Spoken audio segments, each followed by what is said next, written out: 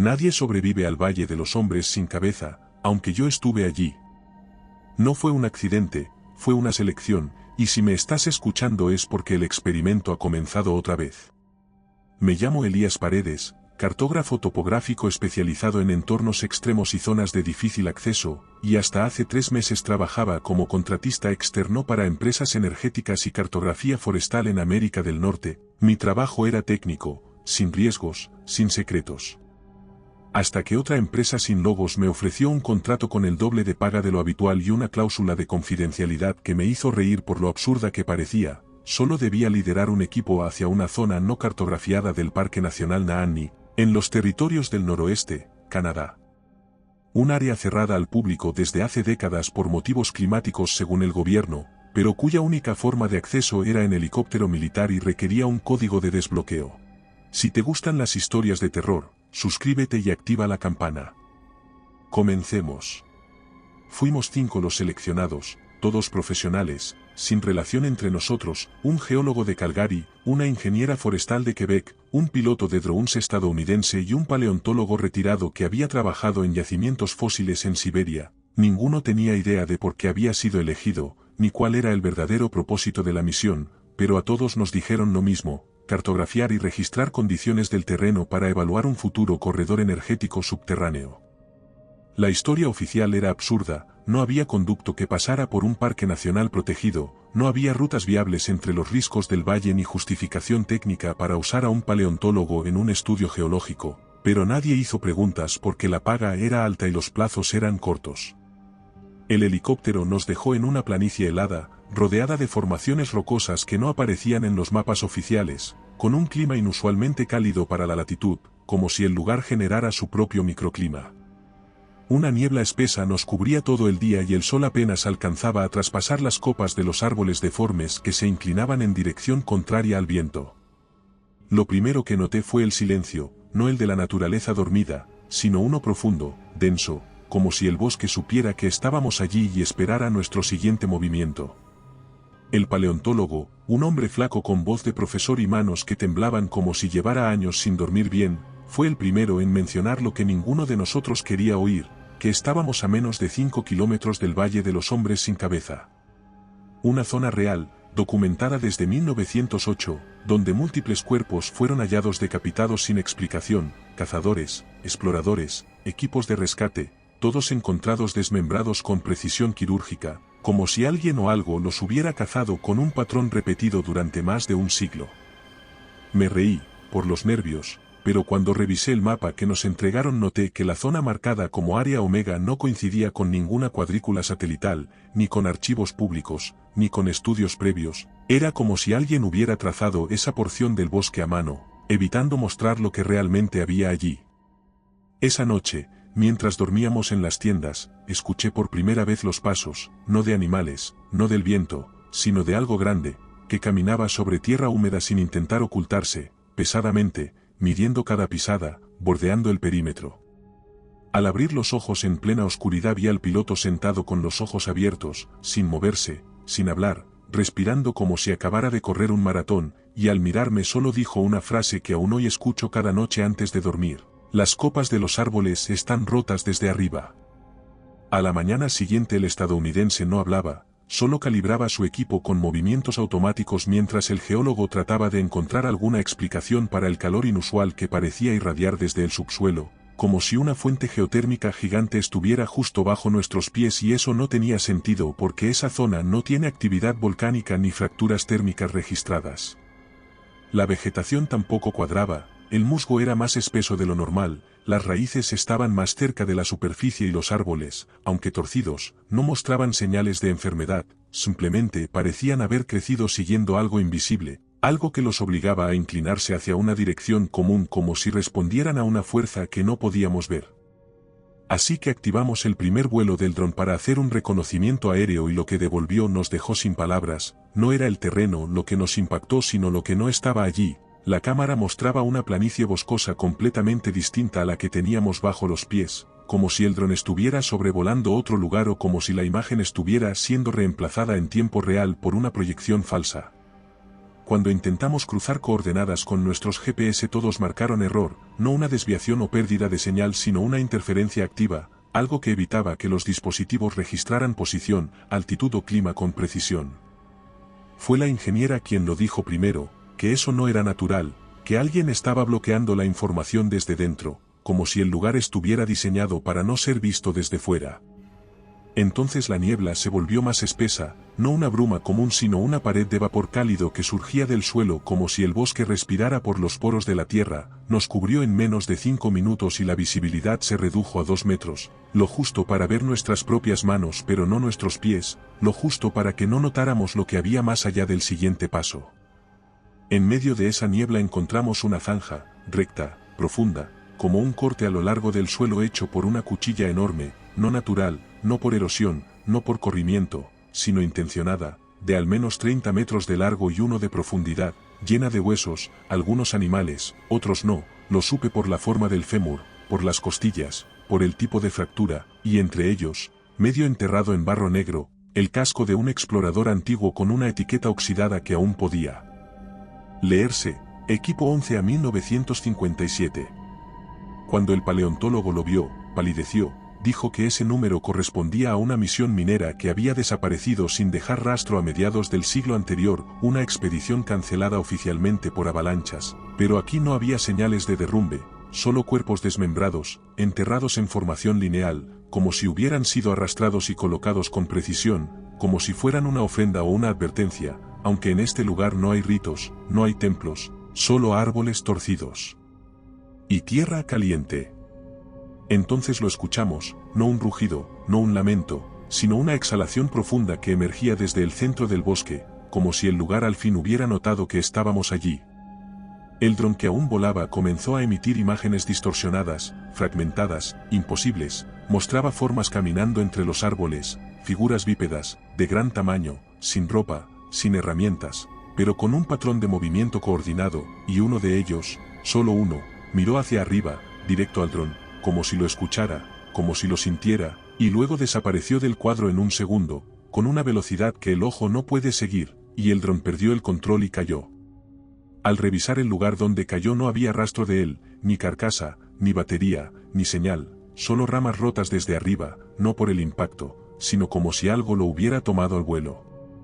Después de perder el dron decidimos avanzar a pie siguiendo la anomalía térmica detectada por el geólogo que insistía en que la actividad del subsuelo no coincidía con ninguna placa registrada ni fenómeno geológico preexistente.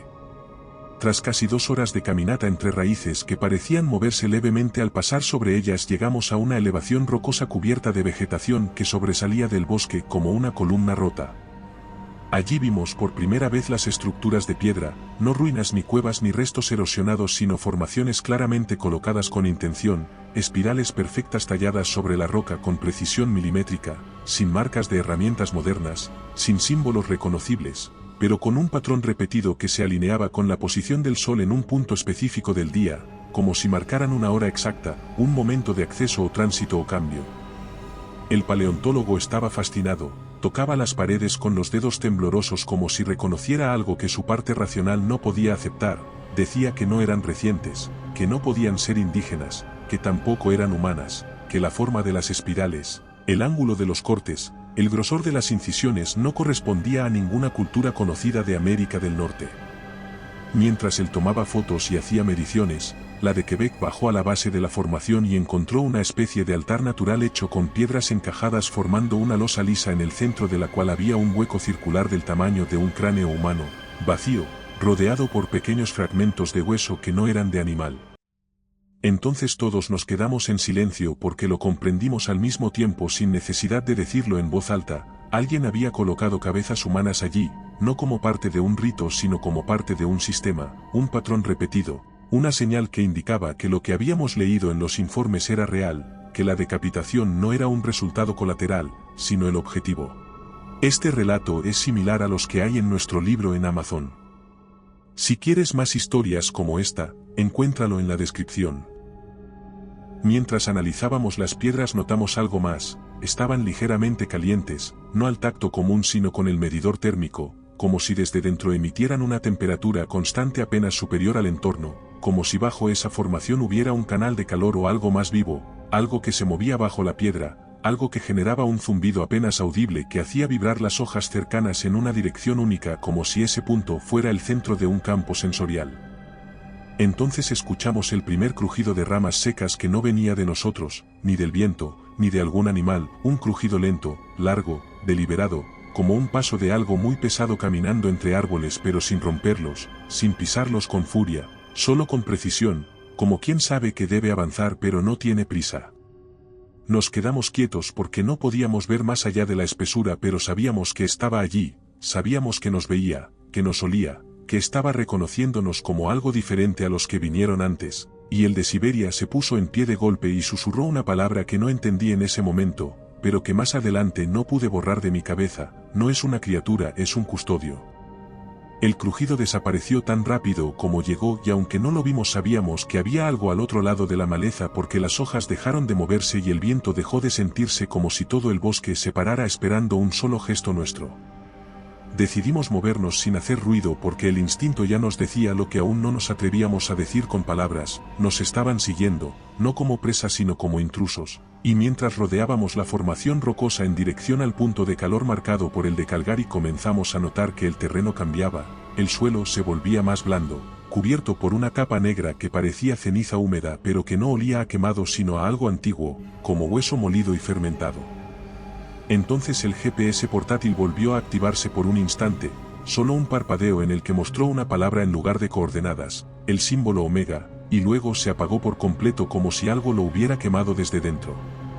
Cuando revisamos el visor térmico del geólogo vimos que la anomalía no era un punto sino un anillo perfecto, una circunferencia de casi 30 kilómetros de diámetro donde la temperatura del suelo era exactamente igual en todos los puntos, y eso no ocurre en la naturaleza, nunca, ni siquiera en condiciones de laboratorio. Al cruzar ese umbral sentimos la diferencia, el aire se volvió más denso, más cálido, más húmedo, y los sonidos de fondo cambiaron, no se hicieron más intensos sino más profundos, como si ahora los escucháramos desde abajo, como si el bosque nos envolviera por dentro en lugar de por fuera. Fue entonces cuando encontramos las pisadas, al borde de un pequeño arroyo cuyas aguas estaban completamente quietas, sin corriente, sin vida visible, como si ya no fueran parte del ecosistema. Las huellas estaban allí, claramente humanas en estructura pero demasiado grandes, de al menos 45 centímetros de largo y con una profundidad que indicaba un peso 2 veces superior al de un hombre adulto. Estaban frescas, bien marcadas en la humedad del suelo.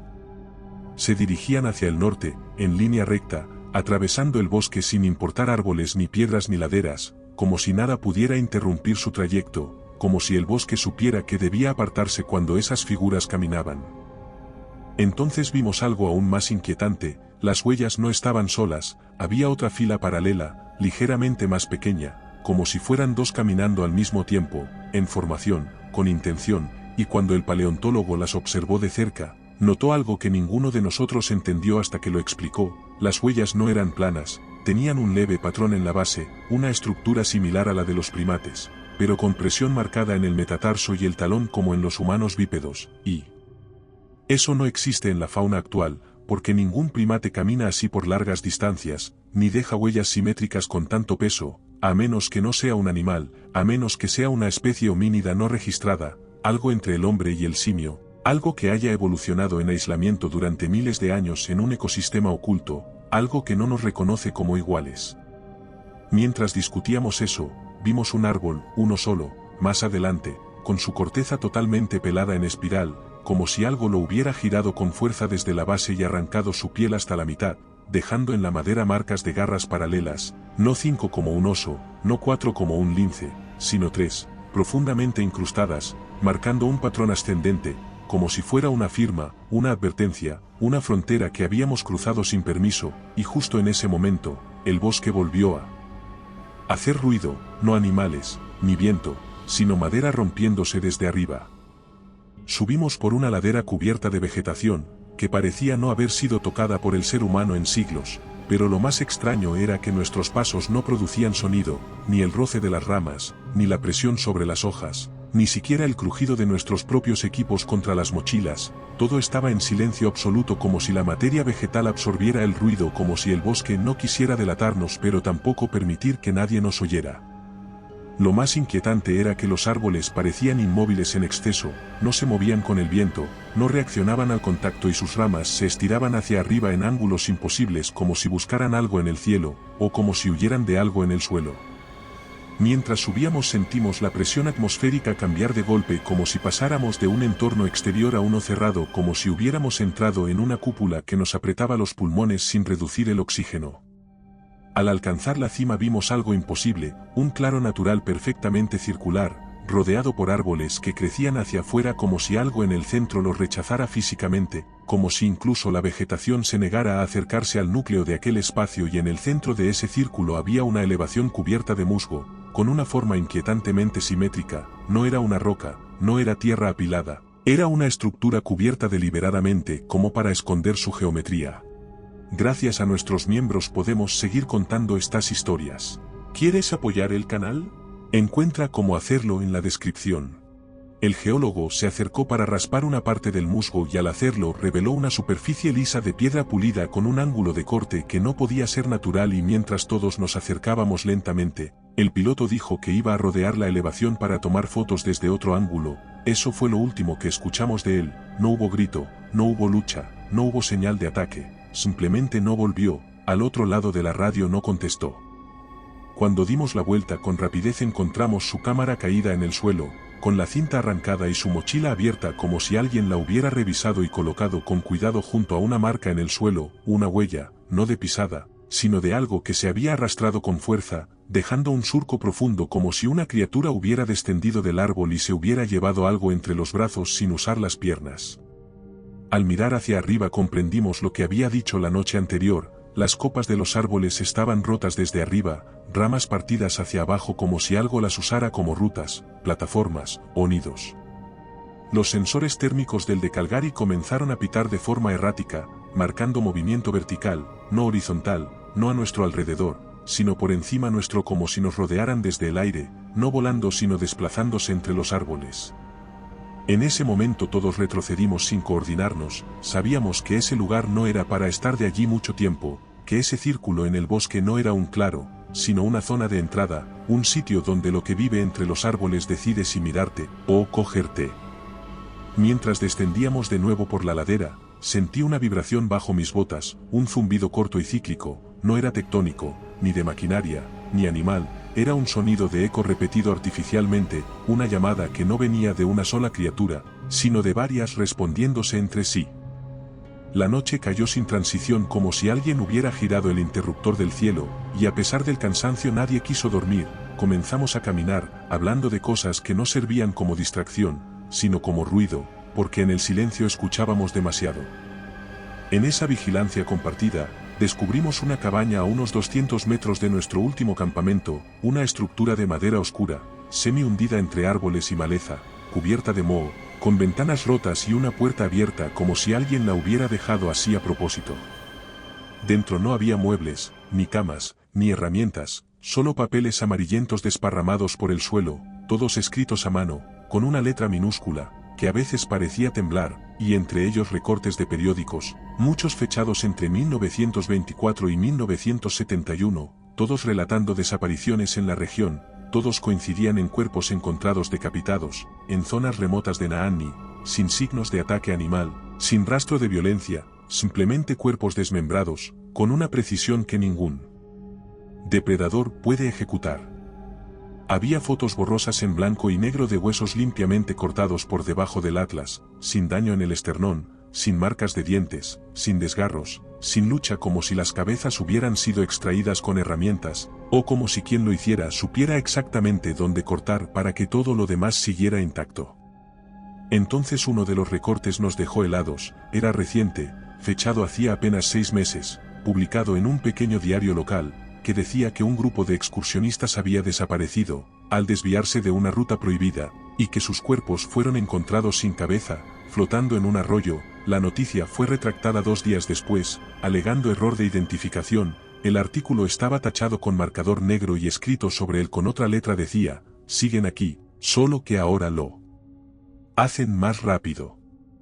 En una de las paredes de la cabaña, alguien había grabado, con lo que parecía una piedra o una herramienta afilada, una frase corta: él nunca corre.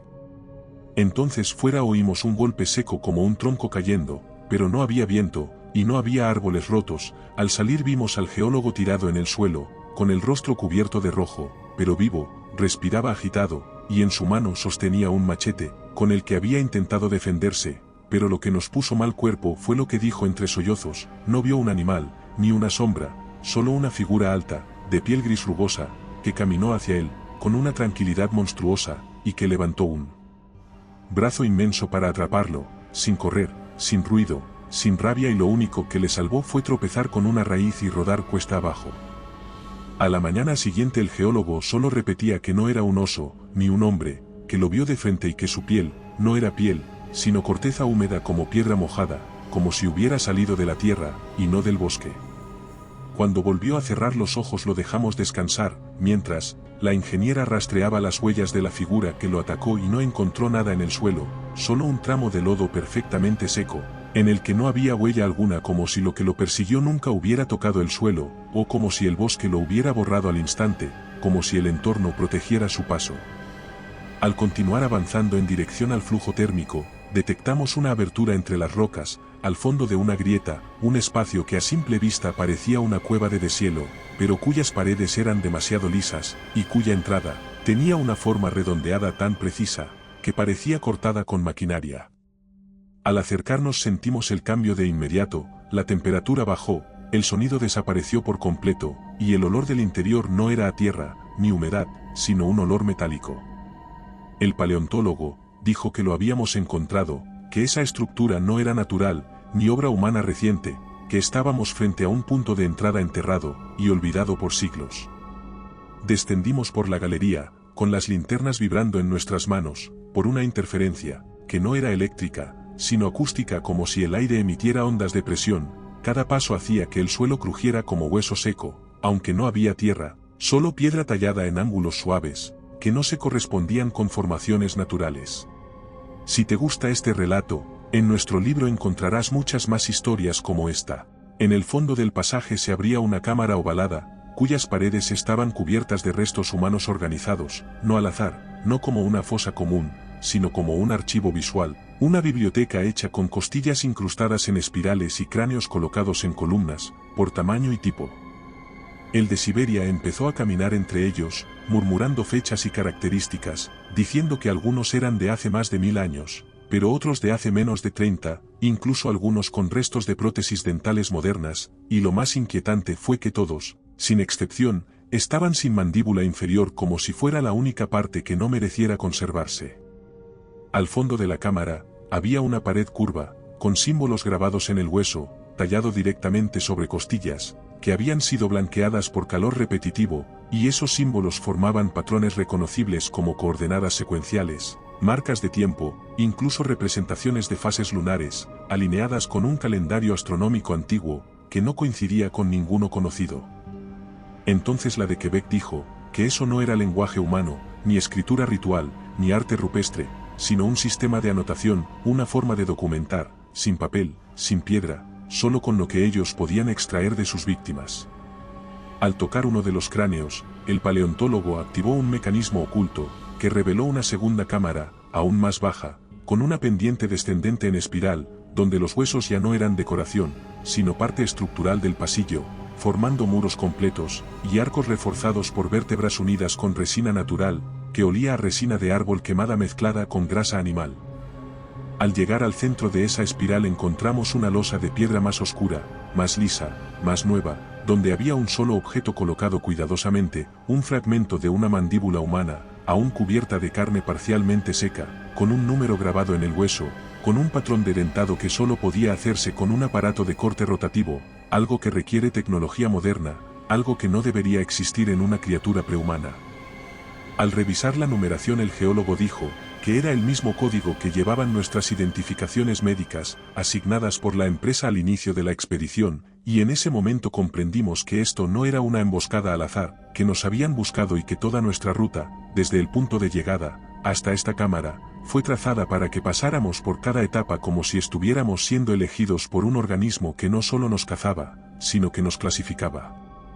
Justo cuando retrocedíamos vimos al geólogo quedarse quieto frente a una sección de la pared, y al alumbrarla, vimos lo imposible, un relieve de piedra moldeado, con precisión quirúrgica, que representaba su rostro exacto, no una escultura, no una interpretación, sino su cara esculpida con pánico, con los ojos muy abiertos y sin mandíbula como el resto, como si alguien ya hubiera visto su final antes de que ocurriera. Eso nos dejó destrozados, nadie quería seguir, no podíamos entender cómo habían replicado su expresión exacta, con tanto detalle, sin haberlo visto antes, y en tan poco tiempo. Sin hablar decidimos retroceder, con las linternas encendidas, en dirección contraria al espiral. El aire se había vuelto más denso, más caliente, como si el interior del lugar estuviera despertando. Cuando alcanzamos el umbral de la cámara anterior oímos el primer sonido físico emitido por aquello, que hasta ese momento, solo había dejado rastros. No fue un rugido, ni un golpe, fue un resoplido violento como aire siendo expulsado con fuerza desde un cuerpo enorme, un aliento caliente, que recorrió el pasillo con tal presión, que nos hizo tambalear por un segundo, y detrás de ese aliento vino el impacto, un golpe seco en la piedra, un paso brutal, que hizo vibrar el suelo como si un animal de varias toneladas acabara de apoyar su peso contra el centro de la cueva. No vimos la criatura de inmediato, pero una pared entera de cráneos cayó a su paso como fichas de dominó, y una figura se movió en la oscuridad. No era de la altura de un hombre, sino más ancha, más pesada, más compacta, cubierta de piel cenicienta pegada al músculo, con una postura encorvada, y extremidades que parecían hechas para cortar. En cuanto la figura dio un paso hacia nosotros, el geólogo gritó y corrió hacia el túnel principal sin esperar, y la figura reaccionó con una rapidez imposible, como si ese fuera el gesto que estaba esperando, como si la carrera activara una secuencia, y dio un salto de al menos 5 metros, que lo puso frente al de Calgary en medio segundo, y en lugar de atacarlo directamente, lo embistió con el hombro, y lo arrojó contra la pared, con tal fuerza, que el golpe hizo eco por segundos. Cuando intentamos alcanzarlo vimos que su cabeza ya no estaba, había sido extraída limpiamente como si hubiera sido separada con alguna herramienta, y el cuerpo cayó de rodillas como si no comprendiera que ya no vivía, como si su columna aún recibiera impulsos. La criatura no se detuvo, ni se giró, ni nos miró, simplemente desapareció en el túnel lateral como si no le interesáramos aún. Entonces corrimos, sin pensar, por reflejo, sin hablar, sin organizarnos, sin mirar atrás, subiendo por los pasadizos, con los sensores vibrando como locos, marcando actividad bajo el suelo como si el sistema entero se activara a nuestro paso. Mientras corríamos, los pasillos parecían cambiar de forma, los techos se hacían más bajos, las paredes más rugosas, las curvas más estrechas, como si el lugar reaccionara con furia por haber sido molestado.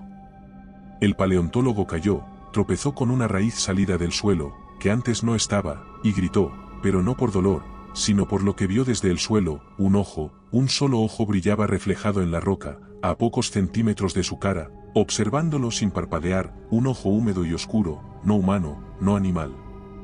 Cuando lo levantamos ya no hablaba, no procesaba, simplemente se mecía de adelante a atrás como si su mente hubiera sido borrada. El resto del camino fue caos, ruido, pasos, gritos, y el eco de algo detrás de nosotros, que ya no se escondía, sino que caminaba en línea recta sin detenerse, sin desviarse, sin correr, solo con esa seguridad de quien sabe que el tiempo y el espacio están de su lado. Si has llegado hasta aquí, te agradecemos tu apoyo. No olvides suscribirte para más relatos como este. Salimos de la caverna arrastrando al de Siberia, con los brazos destrozados por el peso y la adrenalina. Lo dejamos en la base de una roca mientras intentábamos tomar aire, pero costaba respirar. El aire era espeso, más denso, más caliente, como si lo que había dentro también estuviera fuera, como si el valle completo formara parte de una estructura mayor. Entonces nos dimos cuenta de que la vegetación había cambiado otra vez. Los árboles estaban más altos, más juntos, más curvados, y sus ramas tocaban el suelo como si se inclinaran hacia nosotros, como si el bosque hubiera crecido en las horas que pasamos bajo tierra. Fue la ingeniera quien lo notó primero, al comparar el mapeo de nuestra ruta con lo que veíamos, porque el sendero por el que habíamos llegado ya no existía. Los árboles habían crecido, los arbustos tapaban los pasos, las marcas en la corteza habían desaparecido, y en su lugar había nuevos brotes, más verdes, más gruesos. Mientras intentábamos movernos entre los árboles, el bosque empezó a cerrarse, literalmente. Las ramas caían lentamente desde arriba y raíces crecían a la vista, formando barreras suaves y gruesas como músculos defensivos, que no nos golpeaban, ni empujaban, sino que nos dirigían, con sutileza como si una conciencia mayor decidiera hacia dónde podíamos movernos. Fue entonces que escuchamos un sonido como el crujir profundo de madera siendo desplazada desde el interior. Cuando nos giramos vimos algo moverse entre los troncos, algo enorme, no con velocidad, sino con dominio. Caminaba como alguien que vuelve a su casa y encuentra intrusos.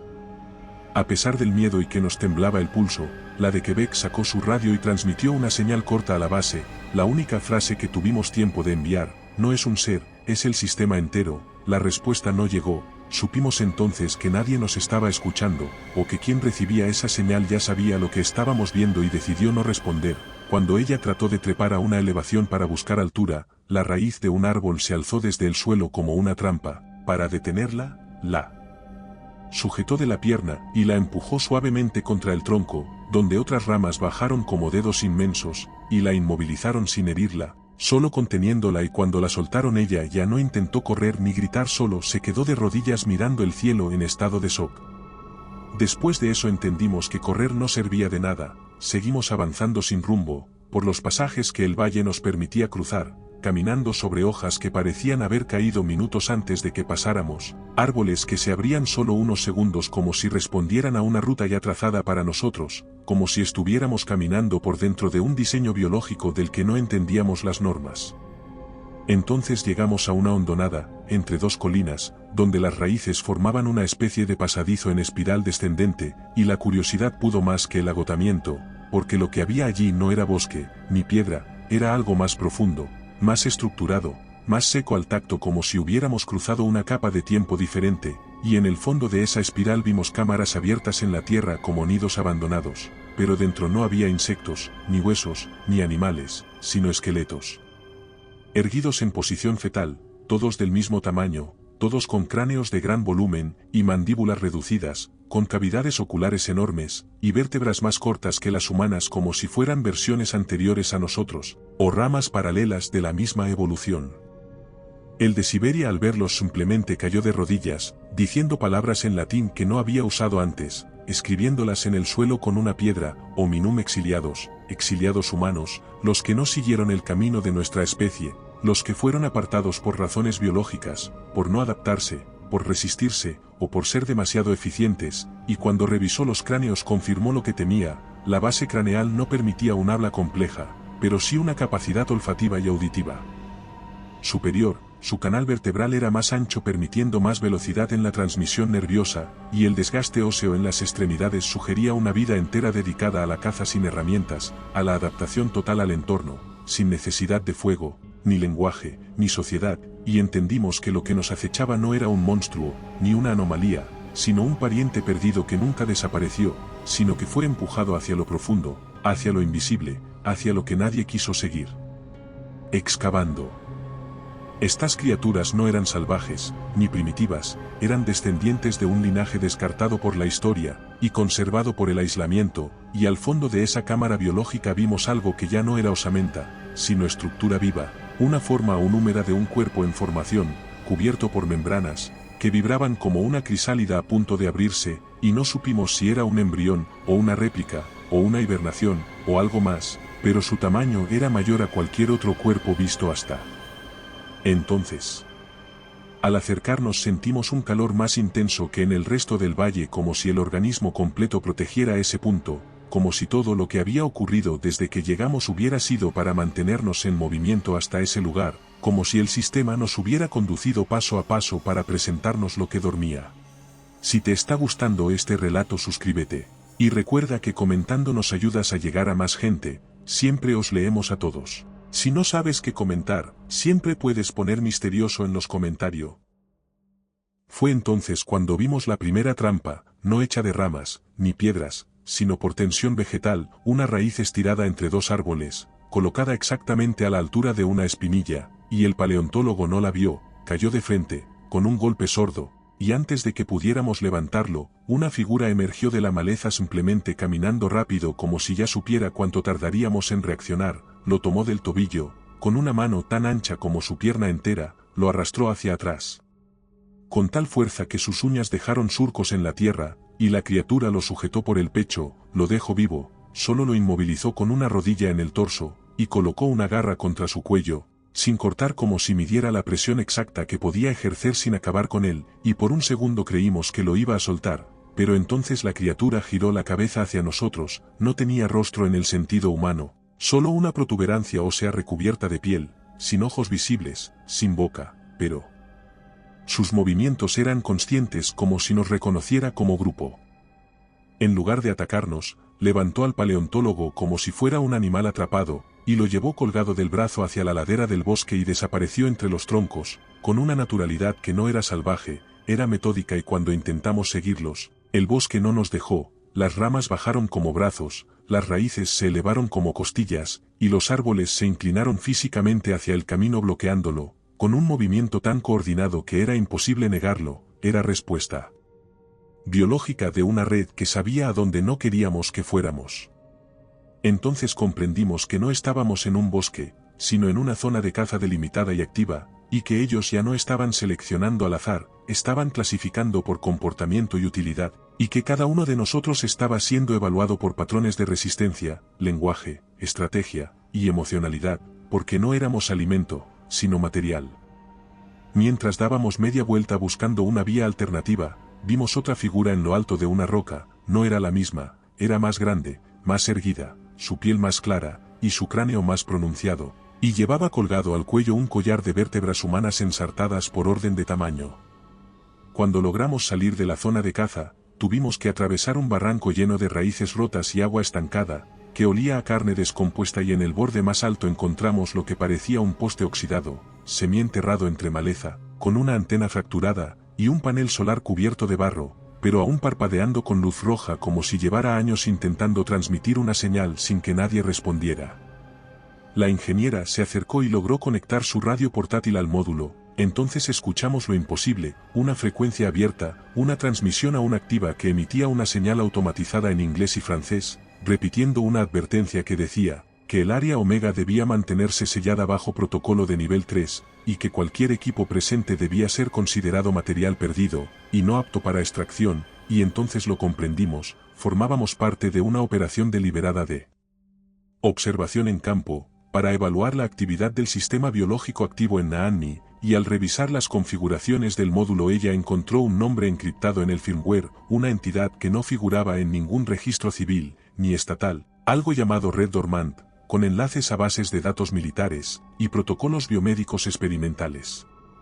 Comprendimos que esta no era la primera vez que un grupo era enviado al valle, que había al menos 11 expediciones anteriores que nunca regresaron, y cuyos miembros fueron registrados como desaparecidos en diferentes contextos, y que todos habían sido monitorizados en secreto, desde plataformas escondidas fuera del Parque Nacional, con drones atmosféricos, que jamás aparecieron en el radar civil. Cuando intentamos enviar un mensaje codificado recibimos una respuesta inmediata con una frase que nos paralizó, comunicación no autorizada, desde nodo latente, cierre inmediato del ciclo activo, y el panel se apagó por completo.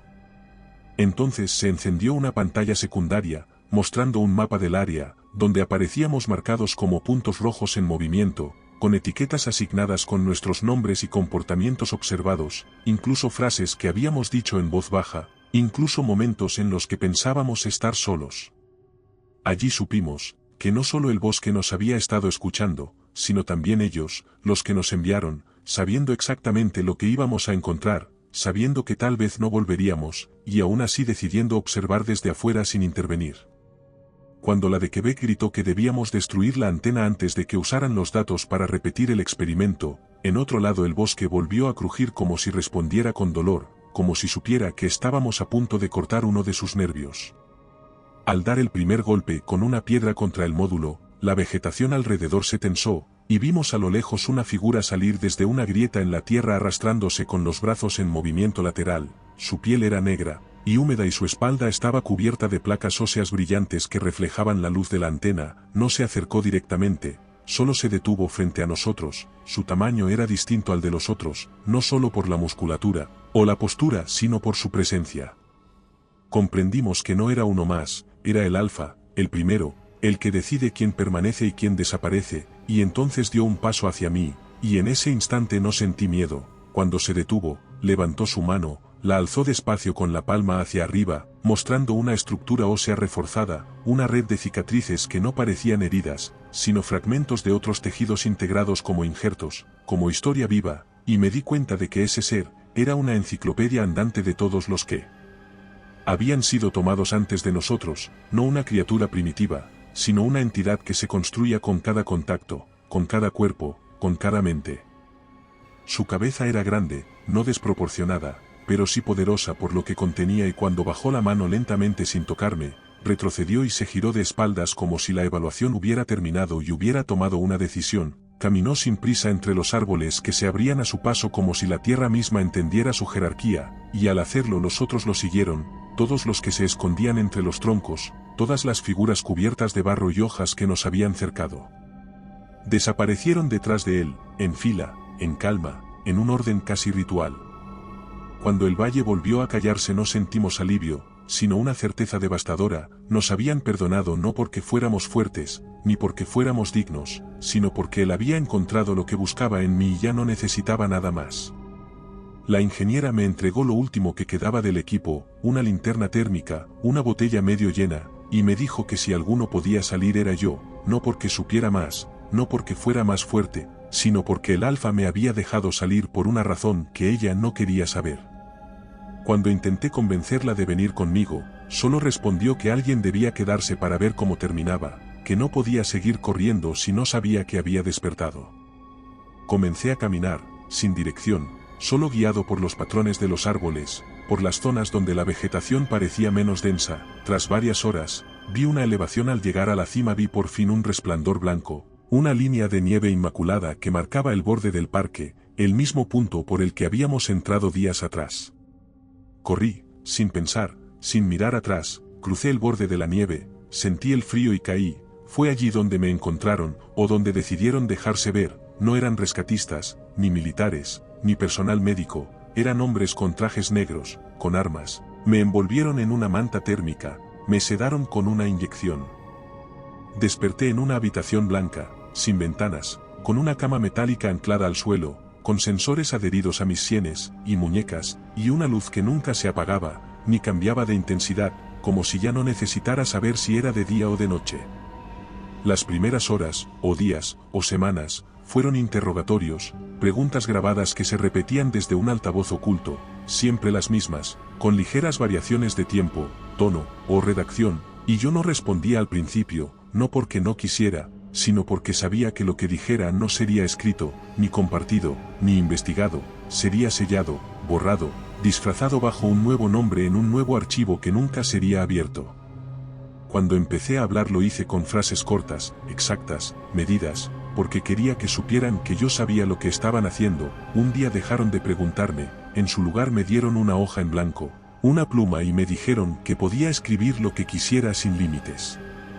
Escribí todo desde el principio, y cuando terminé lo dejé en la mesa, me senté, y esperé. Vinieron por el informe, lo metieron en un sobre negro, con cinta térmica, y lo colocaron en un contenedor sin etiquetas que salió por una compuerta. Me soltaron sin aviso una noche gris, me subieron a una camioneta, sin placas, me llevaron por una carretera, que no reconocí, y me dejaron frente a una casa prefabricada, en las afueras de un pueblo, sin nombre. Una mañana encontré una caja pequeña de madera frente a la puerta, y al abrirla encontré algo que me devolvió el frío del valle, algo que me confirmó que la salida fue solo una ilusión. Dentro había una mandíbula humana, sin carne, perfectamente blanca como recién extraída, con todos los dientes menos uno. Si estás escuchando esto es porque logré romper el cerco, al menos por un momento, al menos lo suficiente como para que la historia saliera, aunque ya no tengo forma de probar nada, aunque todos los informes fueron sellados, y aunque la zona fue reclasificada como región de peligro natural por actividad sísmica. Yo sé lo que vi, y sé que el valle no está dormido, ni cerrado, ni sellado, solo espera que alguien más lo encuentre. Tal vez esta historia haya terminado, pero muchas más te esperan. Aquí tienes otra que no deberías oír a solas. Si prefieres relatos más breves, visita nuestro canal de relatos cortos. Y si quieres llevar el terror contigo, nuestro libro en Amazon tiene historias exclusivas. Buenas noches, desde Terreno Misterioso.